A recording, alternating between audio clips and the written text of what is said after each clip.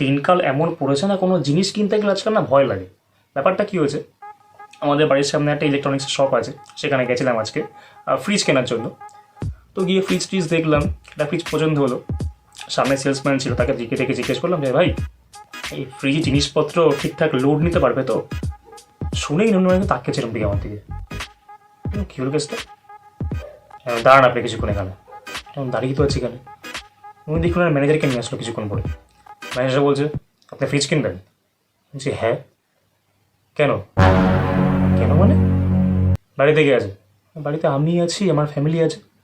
বিয়ে করেছেন? না। গার্লফ্রেন্ড আছে? না। কোনো লিভ ইন পার্টনার আছে? যে আশ্চর্য, আমি না নেই।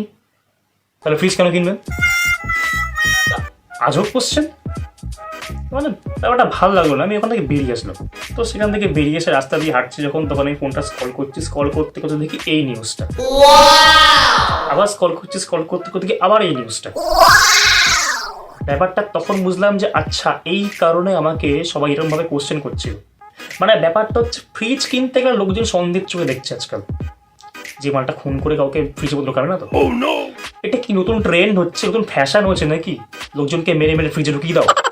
মানে এই ফ্যাশন ট্রেন্ডটা শুরু হচ্ছে সেই আফতাব সর্দার কেসটা থেকে। ওইখানে ও গার্লফ্রেন্ডকে মেরে 35 টুকরো করে ফ্রিজে ঢুকিয়ে রেখেছে। তারপর আরেকটা কেস হয়েছিল, মা ছেলে দুজন মিলে তার হাজব্যান্ডকে মেরে, তার বাবাকে মেরে ঢুকিয়ে দিয়েছে ফ্রিজের মধ্যে। এ আবার তার গার্লফ্রেন্ডকে মেরে ঢুকিয়ে দিল ফ্রিজের মধ্যে। এখন আবার এই বউটা তার শাশুড়ি আর বরকে মেরে ঢুকিয়ে দিল ফ্রিজের মধ্যে। তারপর আবার অন্য জায়গায় ছড়িয়ে দিয়েছে বডিগুলো টুকরোগুলোকে। আরে ভাই, ফ্রিজ খাবার রাখার জন্য, মুরগির মাংস খাসির মাংস রাখার জন্য, মানুষের মাংস রাখার জন্য ফ্রিজ নয়।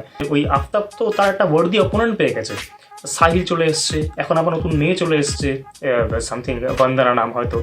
হ্যাঁ, তো এরা একে অপরকে টক্কর দিচ্ছে। ঠিক আছে, কে কার থেকে বেশি রকমভাবে বেশি খতরনাকভাবে খুন করতে পারে, খুন করে ফ্রিজের মধ্যে লুকিয়ে রাখতে পারে।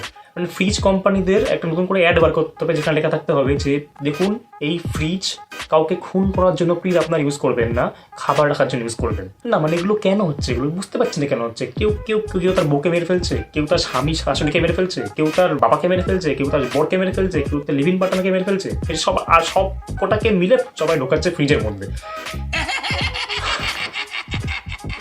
ফ্রিজ দেখলে এখন ভয় লাগে আমার। এখন কেউ ফ্রিজ নিয়ে যাচ্ছে দেখে আমার তাকে খুনি মনে হয়, যে ফ্রিজ নিয়ে যাচ্ছে কেন, মানে এরকম হয়ে যাচ্ছে ব্যাপারটা। আস্তে আস্তে এরকমই হবে যে এখন কেউ কফিন বানাবে না বা কফিন কিনবে না, লোকে ফ্রিজ কিনবে, ফ্রিজের মধ্যে মানুষগুলোকে ঢুকিয়ে রেখে কবর দিয়ে দেবে।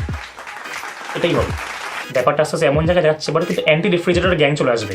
তারা এসে একটা হ্যাশট্যাগ ট্রেন্ডিং করবে, হ্যাশট্যাগ বয়কট রেফ্রিজারেটর। লিটারালি প্রত্যেক বাড়ি থেকে আজকাল ফ্রিজগুলো চেক করতে হবে যে এর মধ্যে কোনো কাটা মানুষ নেই। সিরিয়াসলি সব দেখার পর না বিয়ের উপর থেকে বক্ত উঠে গেছে। না ভাই, নমস্কার, কখন কে মেরে মুড়ে ফ্রিজে ঢুকিয়ে রাখবে আমাকে দরকার নেই। যাদের বিয়ে হয়ে গেছে বা যারা বিয়ে করছো তাদেরকে একটা আমি উপদেশ দিচ্ছি, একটা সিকিউরিটি গার্ড বাড়িতে রেখে দাও ফ্রিজের সামনে, ফ্রিজ খোলা বন্ধ করার জন্য, তাহলে কিন্তু বিপদ আছে বলে দিলাম। আরে এইসব কাণ্ড থেকে ফ্রিজ বলতে শুরু করেছে ভাই আমি কেন প্রত্যেকবার। আর সোশ্যাল মিডিয়াতে নতুন শুরু হয়েছে না ট্রেন্ড, ওয়েমেন করে women.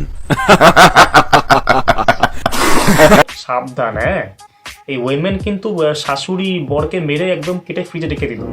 সামলে থেকো তোমরা, হ্যাঁ সামলে থেকো।